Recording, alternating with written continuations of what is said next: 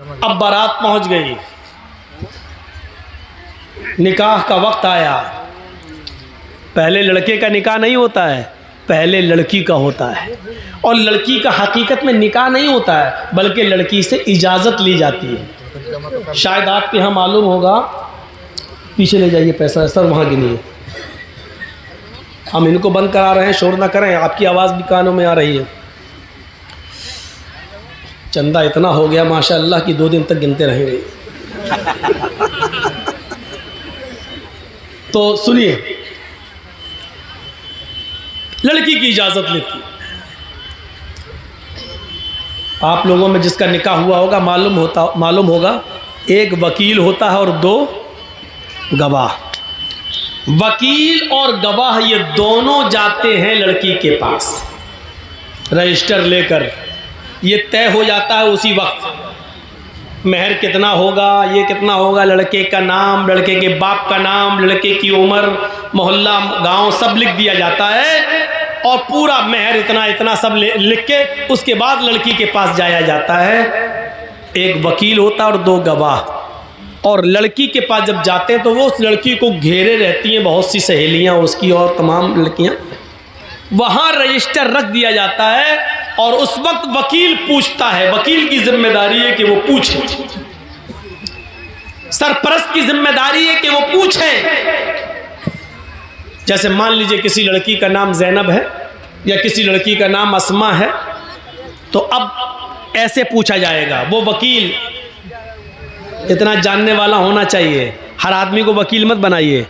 अब उस लड़की से ये पूछे कि हाँ अस्मा या हाँ ज़ैनब, फला फला की बेटी ज़ैनब, फला फला के बेटे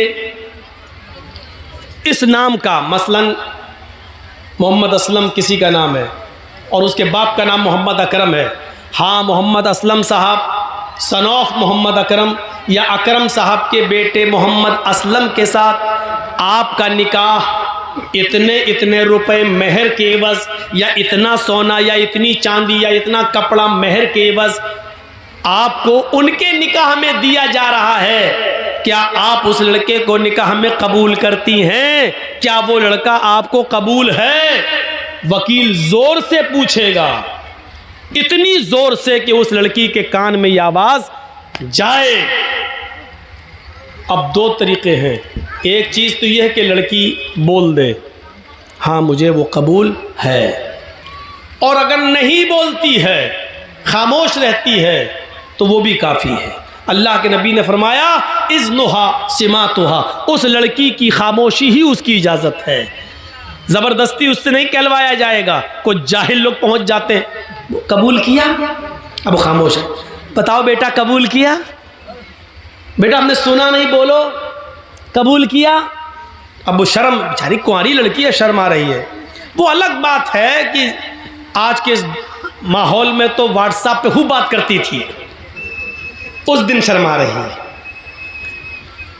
यहां तो रात रात भर चैटिंग होती रहती थी, लेकिन उस दिन शर्मा रही है। एक दिखावा भी होता है, लेकिन हमें वो नहीं देखना, हमें हदीस देखना है। तो जाहिल लोग वहां बार बार पूछेंगे बोलो, और वहां उसकी सहेलियां बैठी रहती हैं, वो कोहनी मार मार के कहती बोल बोल, अरे बोल दे, हाँ कहते मैंने कबूल किया, बोल बोल। और फिर उससे ज़बरदस्ती बुलवा कर कहती है, बेचारी कहती है कि मैंने कबूल किया। जिहालत की सारी हदें तोड़ दी जाती है। यह सबसे बड़ी जिहालत है कि उसके मुंह से कहलवाया जा रहा है। जब अल्लाह के नबी ने कह दिया इज़्नुहा सिमातुहा, उसकी खामोशी उसकी इजाज़त है। एक बार पूछिए आप, 3 बार भी पूछने की ज़रूरत नहीं है। सुना ना हो तो वो लड़की कहे जी क्या कहा आपने, तब आप दोबारा कहिए। जब वो लड़की सुन चुकी है आपकी बात, तो दोबारा आप क्यों कह रहे हैं? 3 बार आप क्यों कह रहे हैं? ना 2 बार कहना सुन्नत है, ना 3 बार कहना सुन्नत है। जोर से बोलना जरूरी है। आप पहली बार इतनी जोर से बोलिए कि लड़की सुन ले। हाँ ज़ैनब फला की बेटी, आपका निकाह मोहम्मद असलम अकरम साहब के बेटे के साथ 5000 रुपए मबलग महर अलावा नान नफका आपको उनके निकाह में दिया जा रहा है। क्या आप उस लड़के को कबूल करती हैं? इतनी जोर से आप बोल दीजिए पहली बार। शर्म से उसका सर नीचे झुक जाएगा। उसकी खामोशी उसकी इजाज़त है। अगर वो खामोश है तो समझ लो कि उसने इजाज़त दे दी। रजिस्टर आगे बढ़ा दीजिए, उससे साइन करा लीजिए और लेके चले आइए और कहिए कि लड़की ने साइन कर दिए हैं, लड़की ने इजाज़त दे दी है। उसके मुंह से कबूल है का लफ्ज़ ज़बरदस्ती मत कहलवाइए। ये उस औरत के लिए है जो शादीशुदा हो और जिसकी तलाक हो चुकी हो। उसको आप दोबारा निकाह उसका हो रहा, उसको बोलना पड़ेगा, क्योंकि अब उसके अंदर से शर्म निकल चुकी है। अब वो दूसरी शादी कर रही है, इसलिए उसको बोलना पड़ेगा। या जिसका शौहर इंतकाल कर गया, इद्दत गुजार के वो दूसरी शादी कर रही है, तो उस वक्त उसको बोलना पड़ेगा, हाँ मुझे फला आदमी कबूल है। लेकिन कुंवारी लड़की जिसकी शादी नहीं हुई है, उसकी खामोशी ही उसकी इजाजत है। और बस रजिस्टर लेके आइए और फिर लड़के का निकाह आप पढ़ाइए। लड़के का निकाह होगा, लड़की की इजाजत ली जाएगी। और याद रखना, दुनिया का कितना ही अमीर बाप हो, कितना ही बड़ा मौलवी हो, कितना ही बड़ा सरपंच और चौधरी हो,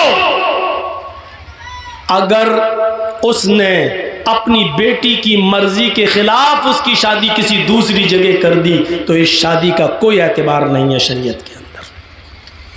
मसलन हम जहां करना चाह रहे हैं शादी, मेरी बेटी वहां तैयार नहीं है।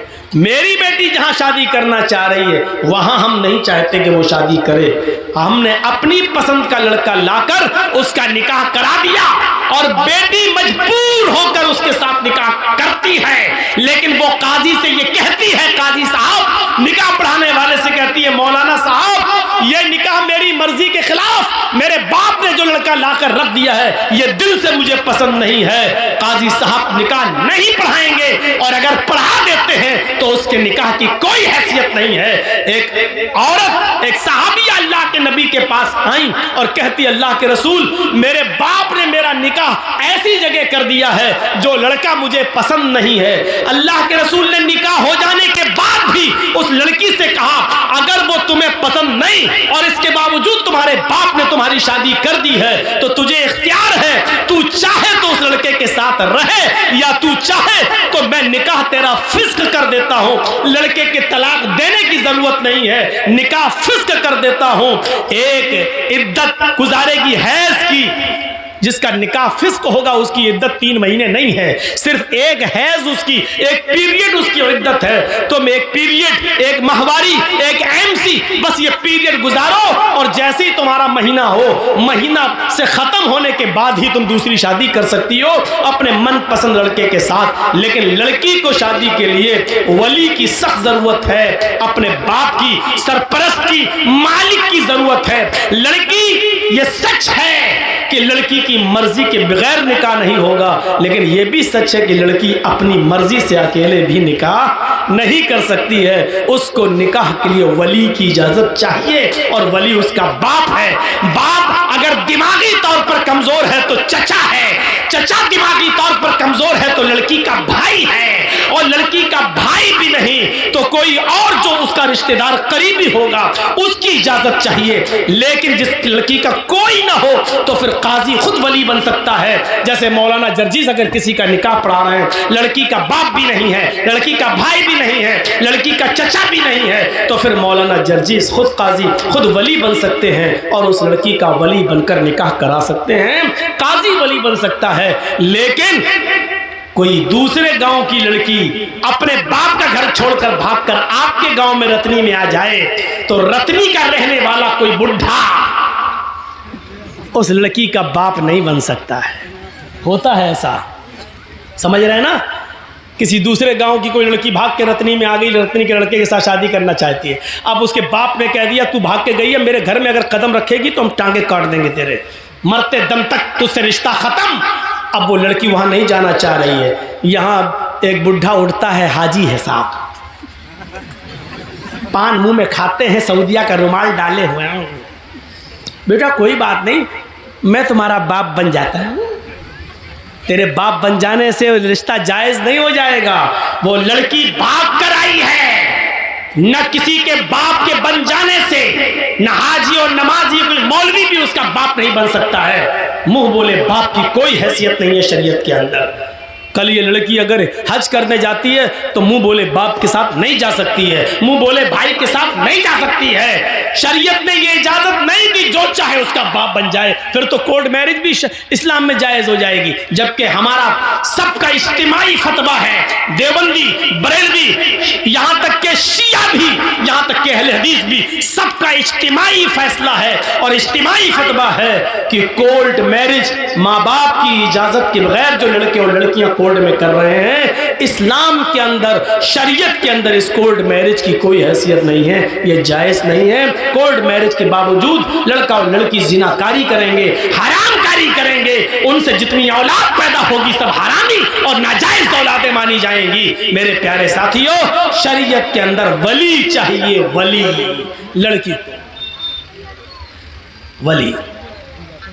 तो इतनी इज्जत दी है इस्लाम ने औरत को कि औरत अपनी मर्जी से पहले लड़की का निकाह होगा, इजाजत ली जाएगी, उसके बाद लड़के का निकाह होगा।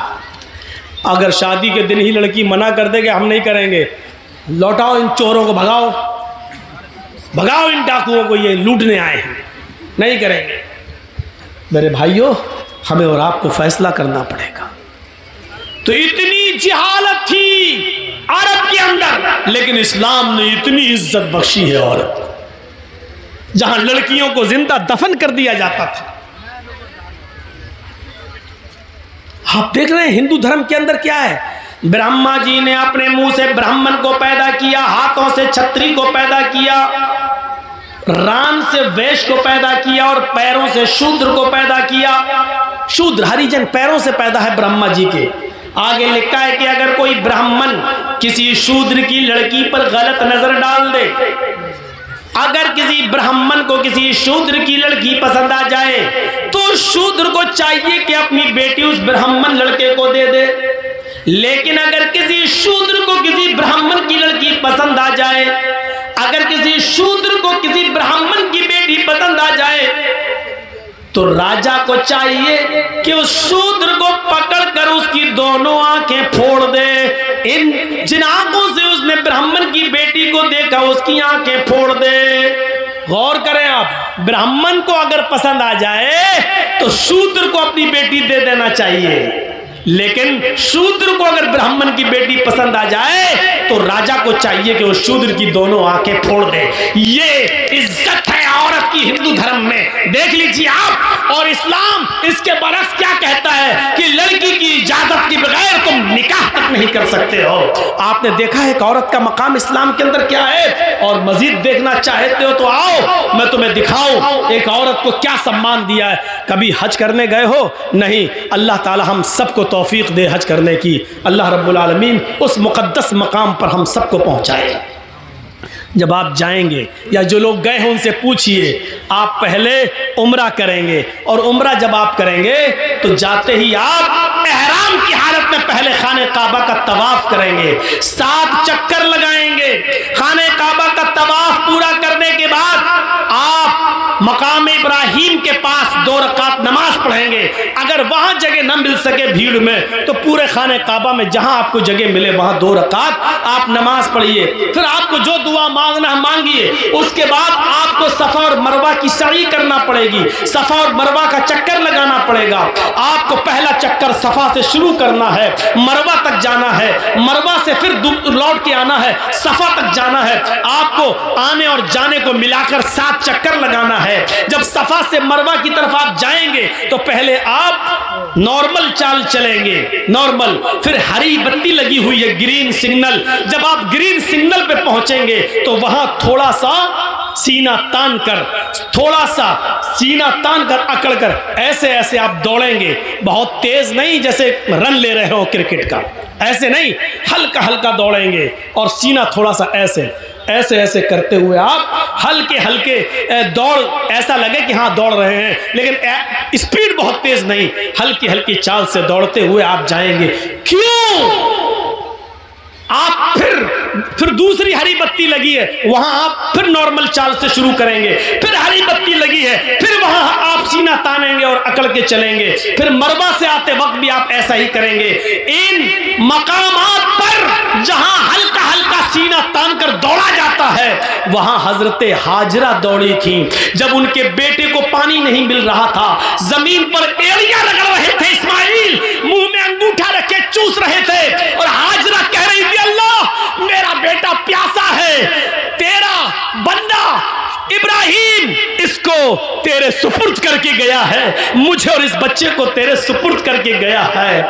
जब मैंने पूछा कि मुझे किसके हवाले करके जा रहे हो, किसके हवाले, इला मन ततरुकुना, हमें किसके हवाले छोड़ के जा रहे हो? तो इब्राहिम अलैहिस्सलाम ने आगे बढ़ते हुए कहा था इल्लल्लाह, आय अल्लाह मुझे और इस बच्चे को उसने तेरे हवाले किया है, तेरे सुपुर्द किया है। इस बच्चे को प्यास की शिद्दत महसूस हो रही है, इलाके में कहीं पानी नहीं है। हजरत हाजरा पानी की तलाश में पहाड़ी के ऊपर चढ़ जाती हैं, सफा से नीचे झांक कर देखती हैं, शायद कोई गांव, शायद कोई कबीला, शायद कोई मोहल्ला मुझे नजर आ जाए, दो चार आदमी रहने वाले नजर आ जाएं और मैं उनसे थोड़ा सा पानी ले लूं। लेकिन पहाड़ी की ऊंचाई पर चढ़ने के बाद भी उनको नीचे कोई बस्ती नजर नहीं आई। सफा से चक्कर लगाती हैं, नॉर्मल चाल चलती हैं, फिर थोड़ी दूर सीना तान कर चलती हैं, दौड़ती हैं, फिर रुकती हैं, फिर नॉर्मल चाल चलती हैं, फिर दौड़ती हैं और मरवा पे पहुंच जाती हैं। मरवा की पहाड़ी से नीचे झांक कर देखती हैं कि कोई बस्ती मिल जाए, कोई मोहल्ला मिल जाए, कोई गांव मिल जाए जहां मैं थोड़ा सा पानी लेकर अपने बच्चे को पिला सकूं। लेकिन मरवा की पहाड़ी के नीचे भी कोई बस्ती आबाद नहीं है। लेकिन अपने बच्चे को देखती है, होठ में अंगूठा रखे हुए है, अपने बच्चे की प्यास की खातिर फिर मरवा से सफा, फिर सफा से मरवा, फिर मरवा से सफा, फिर सफा से मरवा, 7 चक्कर लगाकर अपने बेटे के पास आकर बैठ जाती है और कहती है अल्लाह जितना मैं औरत होकर कर सकती थी कर लिया, एक लेडी होकर कर सकती थी कर लिया, जितना दौड़ सकती थी दौड़ चुकी, जितनी मेहनत कर सकती थी कर ली, अब ताकत मेरे बस से बाहर हो चुकी है। अल्लाह तू ही गैब से मदद फरमा, इस इस्माइल के लिए पानी का इंतजाम कर दे। अल्लाह इसको मेरा शौहर मुझे और इस बच्चे को तेरे हवाले करके गया है। अल्लाह ने कहा जिब्रील क्या देखते हो, मेरी बंदी ने मुझे पुकारा है और मेरा बंदा इब्राहिम मेरे हवाले करके गया है, मेरे भरोसे पर छोड़ कर गया है और मेरे ही रास्ते में गया है। जाओ जहां इस्माइल पैरों की एड़ियां रगड़ रहे तुम अपना पर वहीं पर मारो। जिब्रील अमीन आसमान से नीचे उतरते हैं और जहां इस्माइल एड़ियां रगड़ रहे थे वहीं पर मारते हैं और पानी का चश्मा जारी हो जाता है, पानी बहने लगता है। हाजरा उस पानी को देखकर खुश हो जाती हैं और उसको मुंडेर बांधने लगती है। पानी इधर उधर बहने लगा, वो सोच रही थी कि पानी कहीं ख़त्म ना हो जाए, इसलिए समेटने लगी। कितना समेटेंगी, पानी का चश्मा निकल रहा है, पानी इधर उधर ऐसे समेट रही है और अब अबरानी जबान में कह रही हैं जम जम।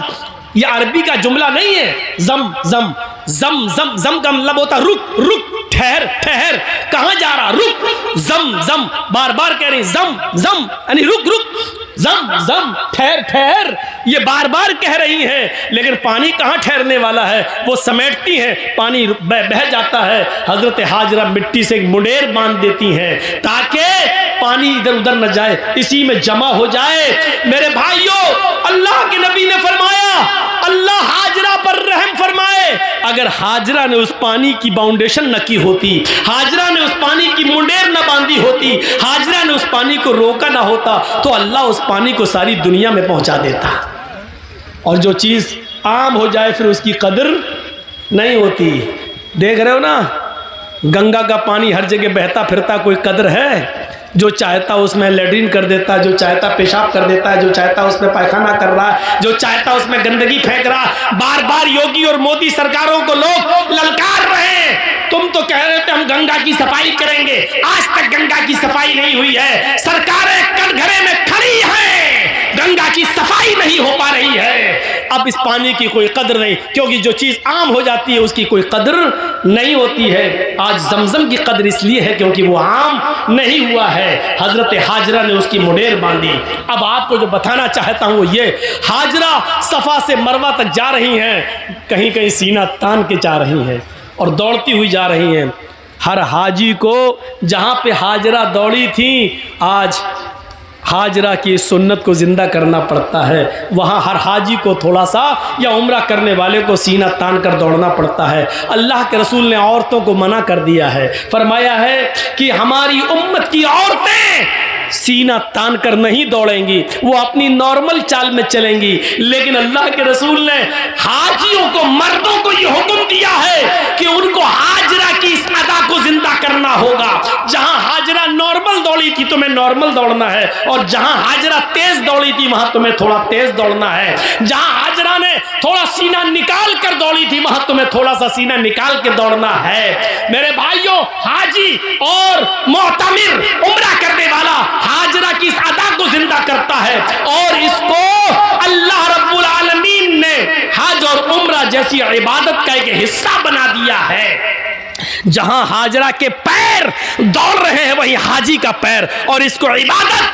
गौर करो, लिखो मीडिया वालों, लिखो अगर तुम्हारे कलम में ताकत है, सीआईडी वालों और वो लोग जो ये कहते हैं कि इस्लाम ने औरतों को पर्दे की चार दीवारी में बांध दिया है, औरतों पर जुल्म किया है, औरतों को घर से बाहर निकलने की इजाजत नहीं है। औरत को इस्लाम ने यह इज्जत दी है कि जहां हाजरा तेज दौड़ी वहां तुम्हें भी दौड़ना है, जहां हाजरा सीना निकाल के दौड़ी वहां तुम्हें भी निकालना है। और जब तक कोई हाजरा की सुन्नत को जिंदा नहीं करेगा, अल्लाह उसके हज और उम्रे को कबूल नहीं करेगा।